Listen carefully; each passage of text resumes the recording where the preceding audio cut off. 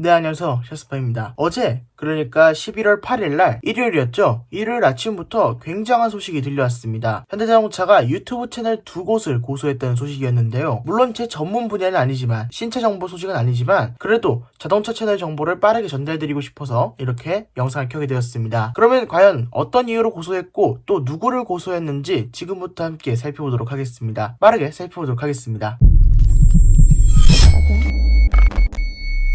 현대차가 고소한 채널은 두 가지 채널이 있는데요. 첫 번째로는 오토포스트 채널이고요. 두 번째로는 인싸케이 채널입니다. 일단은 두 개의 채널이 왜 고소당했는지 봐야 되겠죠. 오토포스트 같은 경우에는 손해배상 청구가 들어갔습니다. 그러니까 형사고소가 아니라 민사고소가 들어간 거죠. 인싸케이 같은 경우에는 저작권법 위반으로 서초경찰서에 형사고소를 당했습니다. 그런 자세한 내막도 한번 살펴보도록 하겠습니다.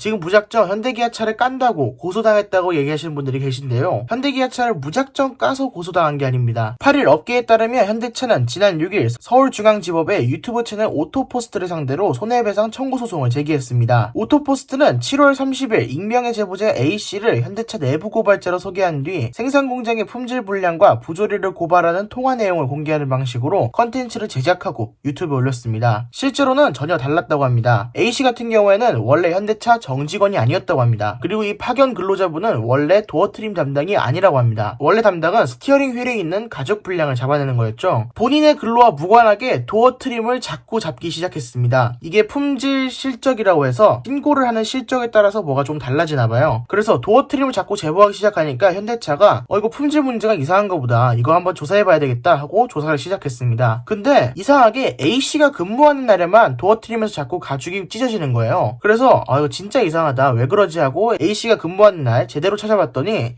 A씨 본인이 직접 신차의 비닐을 들추고 손톱으로 끄어서 가죽을 훼손시켰다는 겁니다. 불량 건수, 불량 제보 건수를 높이기 위해서 자기가 일부러 일을 만든 거죠. 그래서 현대차는 가만히 있지 않고 협력업체에 이걸 통보해서 협력업체는 A씨의 현대차 출입을 제한했다고 합니다. 그 다음에 협력업체에서 A씨와 계약을 다시 하지 않은 거예요. 그러니까 현대차에서 잘린 게 아니고 현대차에서 협력업체를 통보해서 협력업체에서 잘린 거죠. 그래서 근무하던 A씨가 협력업체에서 잘린 거에 대한, 그러니까 현대차 공장을 출입하지 못하는 거에 대한 앙심을 품고 오토포스트에다가 본인이 내부 고발을 하겠다라고 제보한 겁니다. 이미 A씨 같은 경우에는 현대차와 덕양산업, 그러니까 현대차의 하청업체에서 고소가 완료된 상태고요. 현재 불구속 기소되어서 조사받고 조만간 울산지법에서 첫 번째 공판이 열릴 예정이라고 합니다.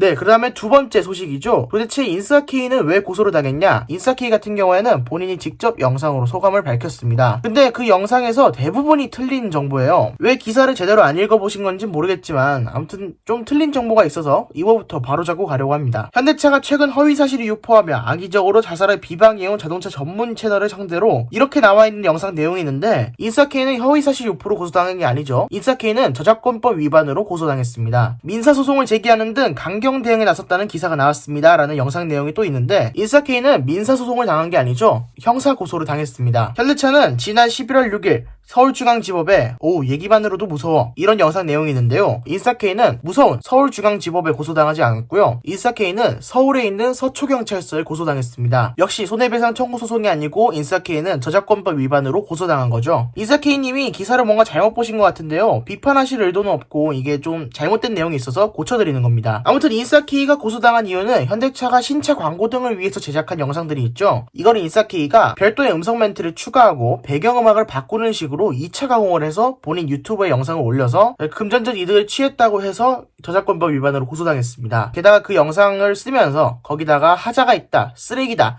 안 좋다, 사지 마라, 왜 사냐 이런 얘기를 덧붙이니까 현대차가 저작권법 위반으로 고소한 거죠. 그러니까 오토포스트랑 인싸케이 둘 다 억울한 고소는 아닙니다. 그 오토포스트 같은 경우에는 그 제보자가 제보를 한 게 허위사실이었던 거고 오토포스트는 그걸 체크도 하지 않고 그대로 내보냈으니까 허위사실로 A씨 직원과 그 다음에 오토포스트 두 곳 모두 고소를 당한 거고요. 인싸케이 같은 경우에는 저작물을 무단으로 사용했으니까 고소를 당한 겁니다. 뭐 어쨌든 오늘 소식은 여기까지입니다. 인싸케이와 오토포스트가 고소를 당했고 인싸케이나 오토포스트나 둘 다 억울한 고소는 아니다. 인싸케이와 오토포스트 모두 잘못을 했으니까 고소를 당하긴 한 건데 오토포스트가 맞았다 그러면 오토포스트가 승리를 할 거고요. 인싸케이가 맞았다 그럼 인싸케이도 승리를 할 거니까 고소 결과를 저희는 지켜보면 될 것 같습니다. 그럼 저는 지금까지 샤스파였습니다. 감사합니다.